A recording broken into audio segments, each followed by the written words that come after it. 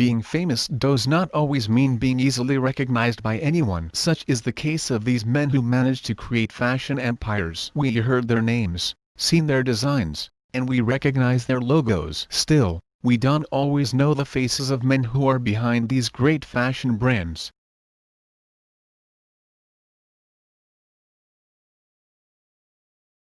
This French designer left his family in 1944 and traveled from Beauvais to Paris to become a tailor. After working with important designers of that time, such as Jacques Fath, Givenchy opened his own workshop in 1952. His fresh designs challenged the conventional fashion styles of the time. He became a favorite designer of famous American figures like Audrey Hepburn, who would end up being his greatest and most famous muse. Unlike some of his colleagues, he had an interest in ready-to-wear, mass-produced, patterned clothing, launching his first men's sports collection in 1969. It was and until 1995 that Givenchy retired from the fashion industry.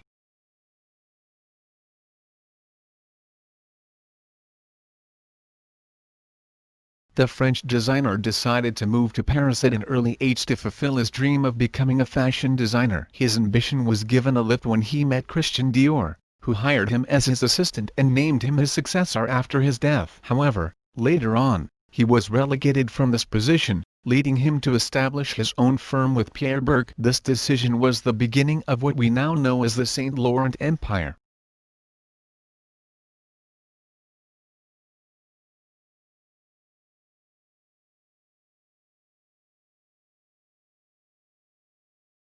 Balmain was one of the most important pillars of fashion in the 20th century. He was born in Savoy and after moving to Paris to study architecture and join the French army, he began working in his mother's clothing workshop. In 1945, he established the brand that we know today. During the Zeros, his name became better known and he got to dress essential figures of his time, including Marlene Dietrich and the Queen of Thailand. In 1951, he opened a boutique in New York. Together with Dior, they became important representatives of the fashion generation new look after World War II.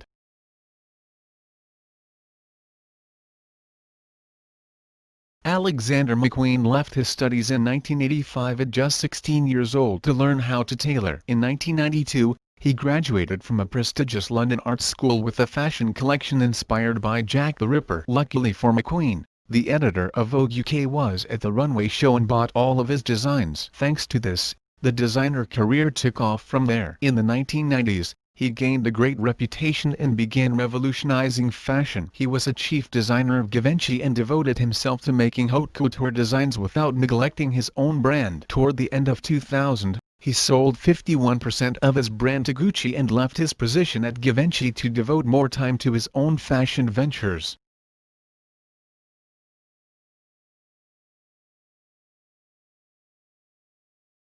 Cristóbal Balenciaga began his career in 1919, opening his own fashion workshop with the help of one of his sisters and, likely, the support of the Marchioness de Casa Torres. Before long, he had made himself known to the aristocracy and royalty, allowing him to open up a second workshop and expand his business in Madrid. In 1936, he was forced to move to Paris due to the Spanish Civil War. In the French capital, he changed the fashion of the 1950s with his designs that centered around comfort, lines, and volume. In 1968, he decided to forego fashion because the ready-to-wear movement threatened to downplay haute couture designs.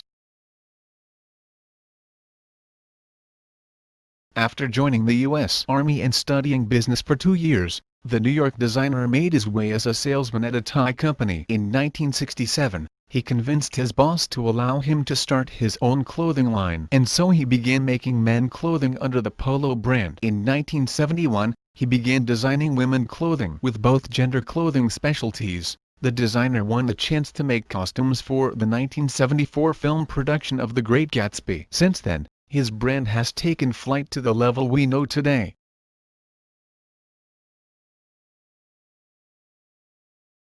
Louis left his home at 13 inches Anche to go to Paris. After a long journey, he arrived in the French capital in 1837, at the age of 16. Once there, he managed to become an apprentice to a box maker and packer, eventually becoming an expert in the practice. His renown was such that, in 1852, Napoleon's third wife hired him as their personal box maker and packer, gaining popularity among the upper class of the time. In 1854, he opened his own workshop together with his wife. Over time, his business grew and he began testing new styles. His fame was so great that he even created designs for those beyond French royalty, like Ismail Pasha, an Egyptian viceroy. Even though his business suffered due to social and political problems, the designer never gave up until his death at age 70.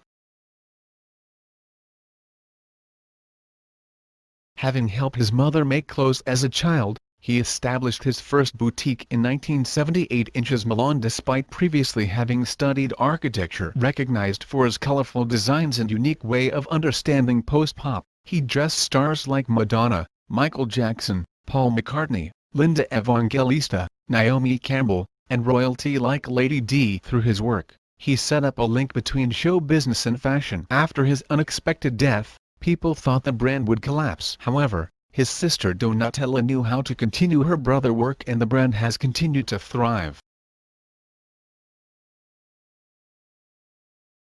The famous American designer attended the High School of Art and Design in Manhattan and matriculated at New York Fashion Institute of Technology. Soon afterward, in 1968, he created a brand with his own name that became known for its minimalist coats and garments. However, what really struck the public was his provocative underwear designs, one of the company's main sources of income to date. Also, he was the first designer to introduce a unisex perfume, CK1, and branded jeans to the common market. In mid-December 2002, he sold his company to Philips Van Heusen.